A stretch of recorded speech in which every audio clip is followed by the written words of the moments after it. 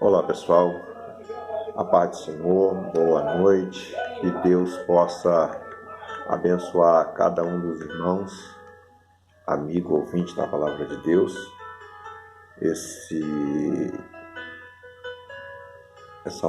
Essa gravação tem por finalidade fazer com que você venha assim ter uma compreensão melhor a respeito da Palavra de Deus, a respeito das coisas que estão por acontecer, que é justamente tratado sobre o tema de escatologia, que é o estudo das últimas coisas.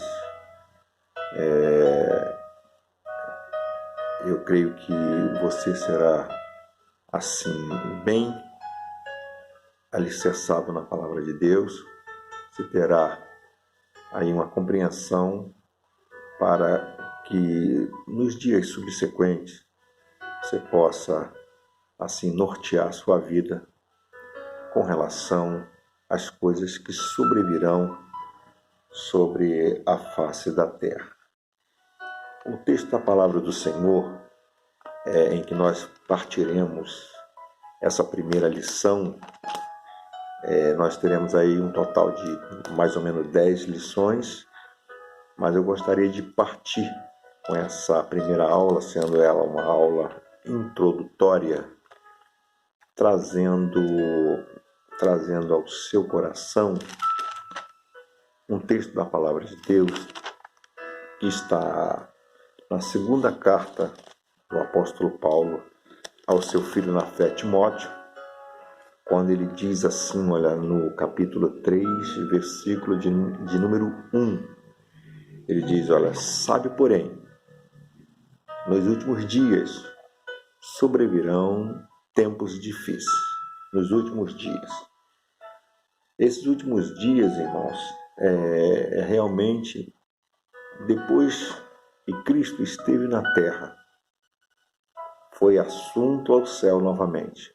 Dali por diante, nós podemos considerar esses últimos dias, o dia em que Jesus Cristo virá para buscar a sua igreja. E o estudo da escatologia, o estudo escatológico, a Bíblia nos traz ao coração dos salvos a esperança de um dia estarem para sempre com o Senhor Jesus. Essa é a certeza que nós temos. E quando nós abordamos esse tema a respeito das últimas coisas, não é para nós ficarmos temerosos, preocupados, mas é para ficarmos vigilantes, porque vigilantes jamais seremos pegos de surpresa. Nós não vamos ser surpreendidos, porque nós temos um manual de regra de fé e conduta, a Bíblia Sagrada, e que ela vai nos mostrar o horizonte. Ela vai nos levar a um caminho seguro. Ela é a Palavra de Deus. Ela é o alicerce para a nossa vida. Então, nós não devemos ficar temerosos, devemos estar vigilantes, como eu falei. No Evangelho segundo escreveu Mateus, capítulo de número 24, versículo de número 3, a preocupação dos discípulos de Jesus a respeito da sua vinda. Eles tinham essa preocupação, eles ficaram apreensivos, mas Jesus, em momento algum, deixou o coração deles desesperançoso. Jesus sempre procurou trazer uma palavra que viesse assim trazer um refrigério à vida dos discípulos. Claro, isso seguido também de advertências para que eles assim tomassem cuidados na vida, como eles iriam conduzir a vida dali por diante. Ora, eles tinham aprendido a palavra de Deus e eles deveriam estar agora apreensivos para, no retorno de Jesus, eles não serem pegos de surpresa. E o Filho do Homem, como era tratado também, é um dos títulos dado a Jesus, ele também falava muito a respeito de uma volta repentina. O apóstolo Pedro ele vai falar dessa volta do Senhor Jesus. Marcos também está falando a respeito. Cristo virá como ladrão, ninguém sabe a hora, ninguém sabe como, ou seja, o momento exato em que Cristo voltará. Mas certo é que Cristo voltará para buscar a sua igreja. E outra coisa também que nós vemos até mesmo em Atos, capítulo 1, versículo de número 7, Jesus ali, ele dando algumas instruções ainda aos seus discípulos, ele está a alguns momentos de ser assunto ao céu, e ele começa a dar ensinamento aos seus discípulos, e parece que tudo aquilo que Jesus vinha falando ou falou a respeito das maravilhas de Deus, eles não entenderam muito bem e começaram a fazer perguntas a respeito de coisas futuras, mas sem nenhum embasamento. O versículo de número 7 do capítulo 1 de Atos, Jesus respondeu-lhes: não vos compete conhecer tempos ou época que o Pai reservou pela sua exclusiva autoridade.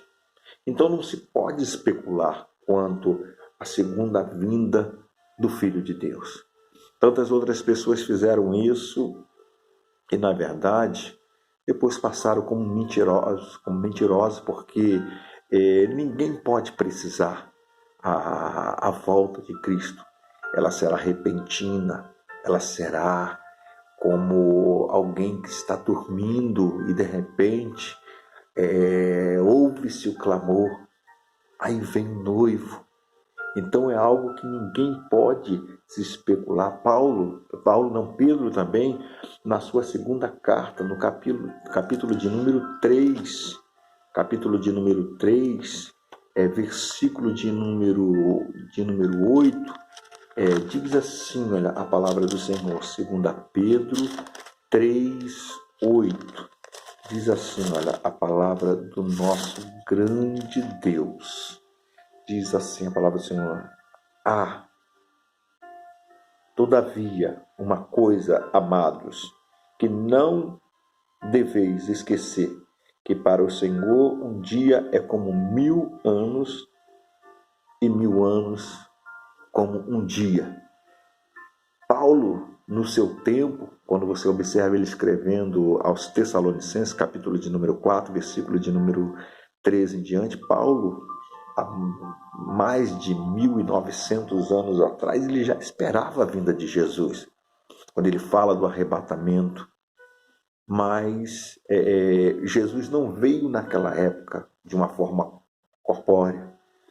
Não foi a sua segunda vinda na sua essência, mas aqui o apóstolo Pedro está nos alertando que Deus ele não está limitado nem a espaço e nem a tempo. Eu tenho um calendário, você tem um calendário. Deus não tem essa necessidade de calendário. Deus ele é de eternidade a eternidade. Miqueias, capítulo 5, versículo de número 7, fala que ele é de eternidade a eternidade. Quando você observa Isaías também escrevendo, e ali no capítulo de número 9, versículo de número 6, onde ele traz vários títulos a respeito de Jesus Cristo, a respeito do nosso Deus, ele vai dizer que um dos títulos dele também é Pai da Eternidade. Então, observem bem que quando João escreve o Evangelho, ele vai tentar partir de um princípio. O Evangelho de João, capítulo 1, ele vai dizer: porque no princípio era o verbo. Princípio de quê? Se alguém que é eterno não tem princípio, não tem fim. Se alguém que é eterno não tem começo e não tem fim, mas João, para partir de um ponto, ter um ponto de partida, ele vai dizer: no princípio era o Verbo, e o Verbo era Deus. Então, observe, o tempo de Deus não é o nosso tempo.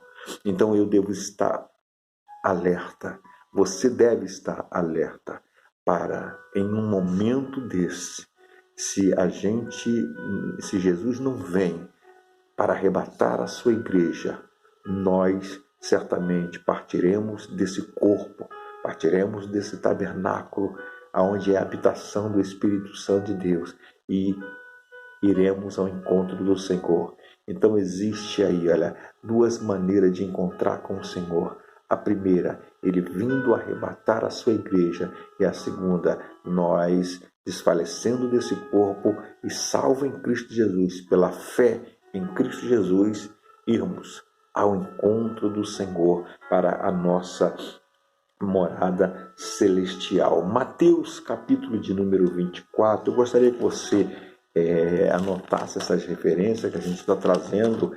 Isso não é uma pregação, é um estudo bíblico, e como eu falei a você, nós vamos ter de 10 a 12 temas falando sobre escatologia. Note que esse nosso estudo ele vai ser basicamente sobre escatologia.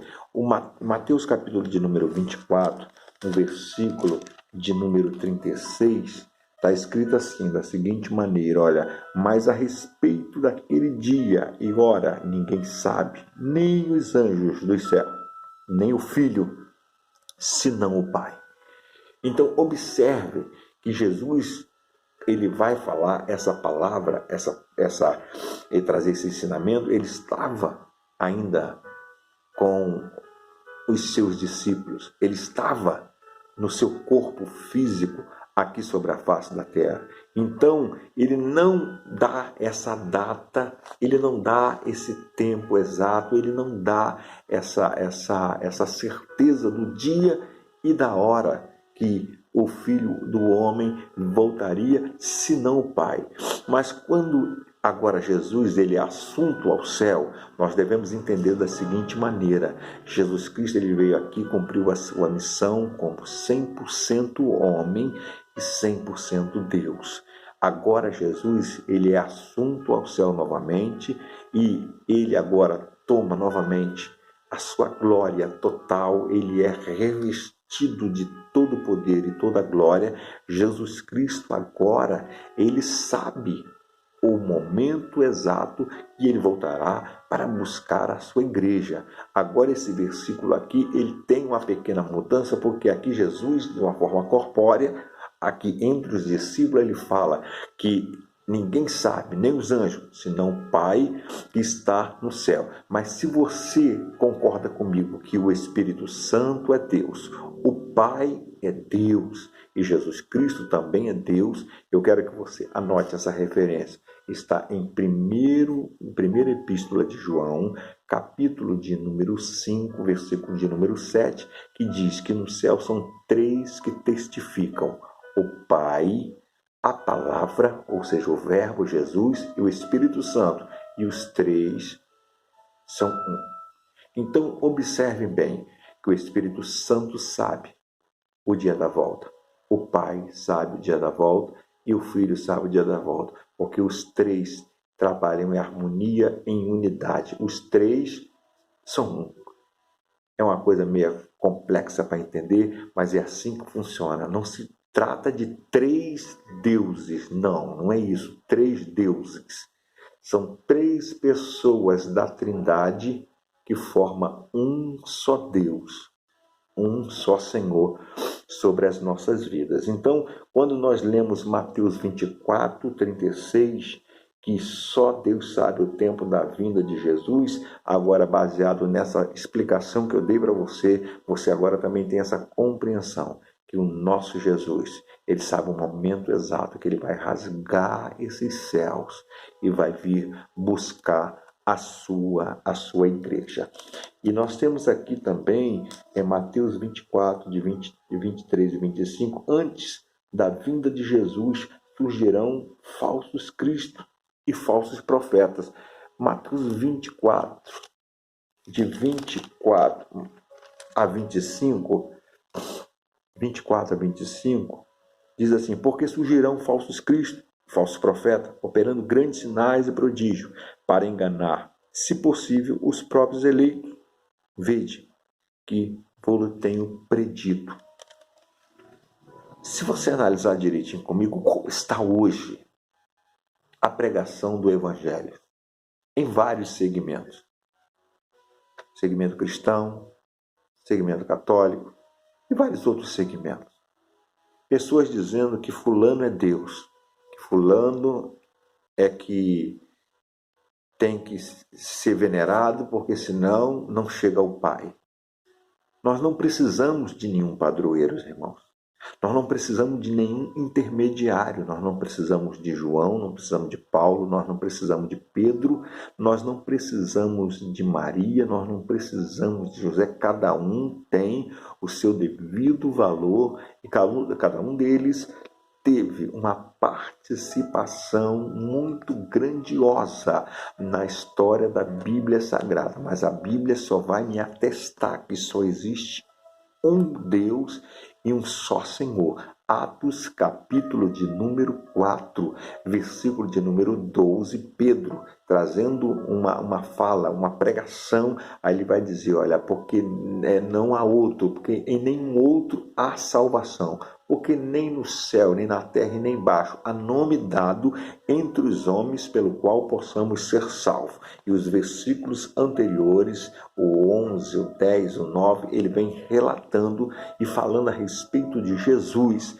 Então Jesus é o único caminho para a salvação.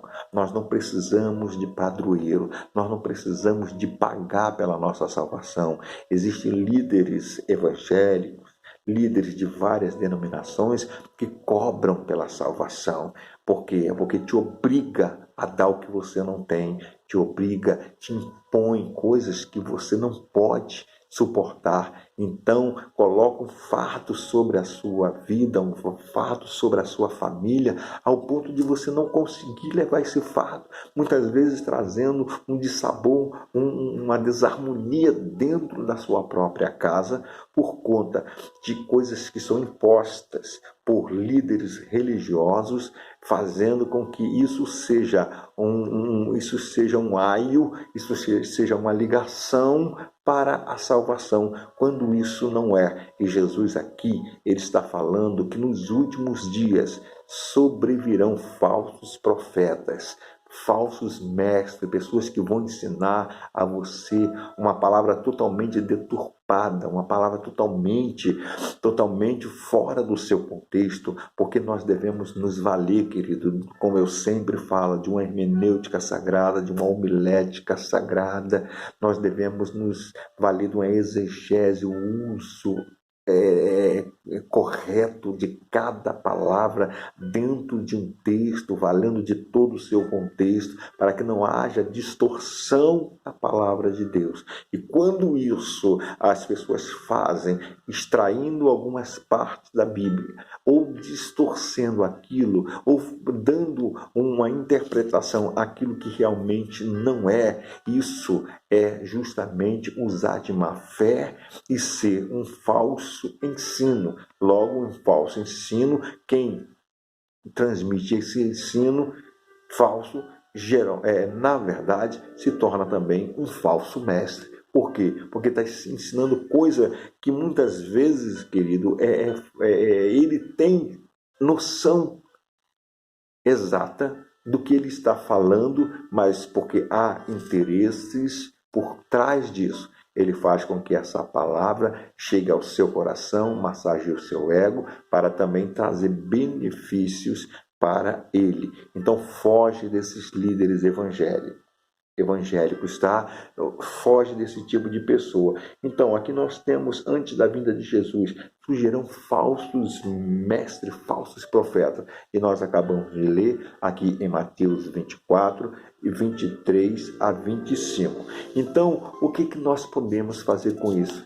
Nós devemos a cada dia estar apreensivo, irmão. Nós não podemos dar moleza, nós não podemos ir por qualquer fala, por qualquer tipo de argumentação que as pessoas trazem, dizendo ser uma verdade, dizendo ser ele o dono da verdade, o evangelho que ele prega, o evangelho da libertação, é isso. Irmãos, nós temos a Bíblia Sagrada para nos orientar. E Jesus Cristo, você deve procurar, porque Efésios, você observe bem que para a tua vida, Deus preparou pessoas para cuidar de você, para que você possa realmente ter uma escatologia santa, para que você possa ter a sua vida pautada na palavra de Deus de uma maneira correta. Você deve pedir a Deus: Deus, coloca diante de mim pessoas que venham me ensinar o verdadeiro sentido da tua palavra, para que você, meu querido, não venha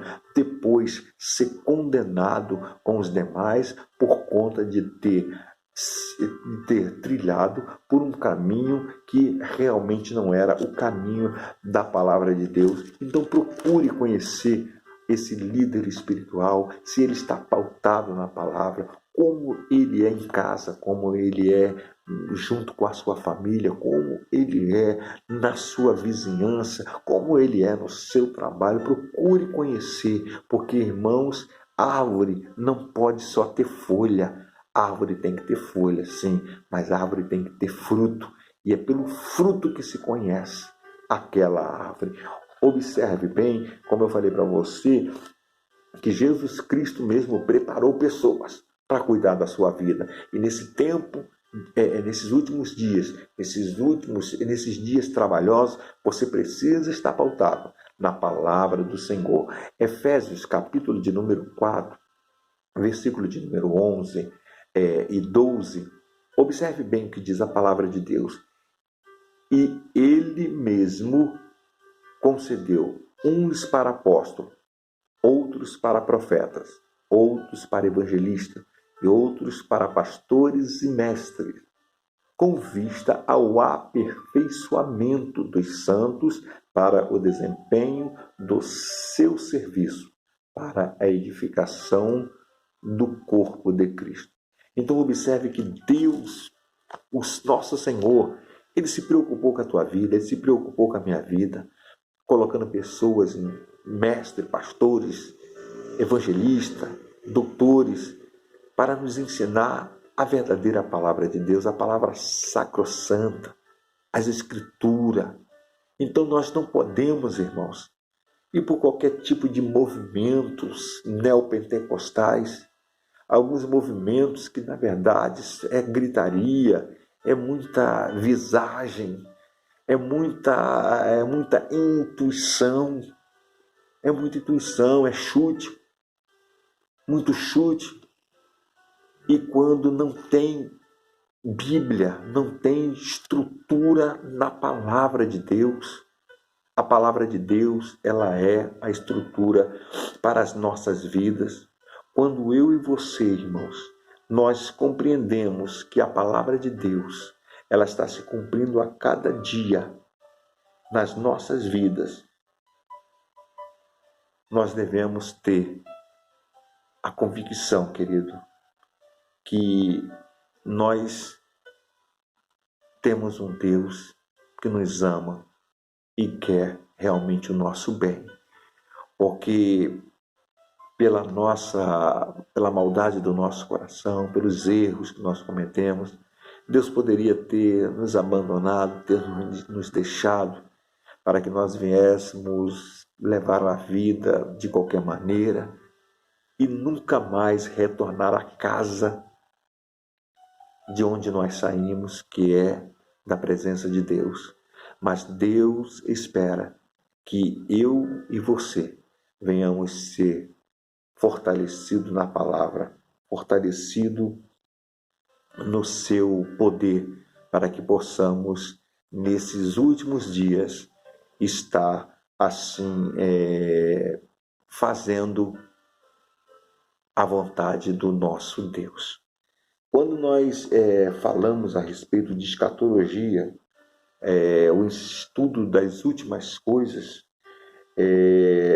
essa palavra, irmãos, ela tem origem em dois termos Scatus último, e logos estudo, ou seja, mensagem, palavra. O termo grego cognitado é ekta, que significa últimas coisas. Daí vem a expressão estudo ou doutrina das últimas coisas. Então, a escatologia e a volta de Jesus, elas estão interligadas. Escatologia, estudo das últimas coisas, e a volta de Jesus, elas estão interligadas, porque o estudo, na verdade, da escatologia bíblica, mostra que o crente tem que estar sempre alerta.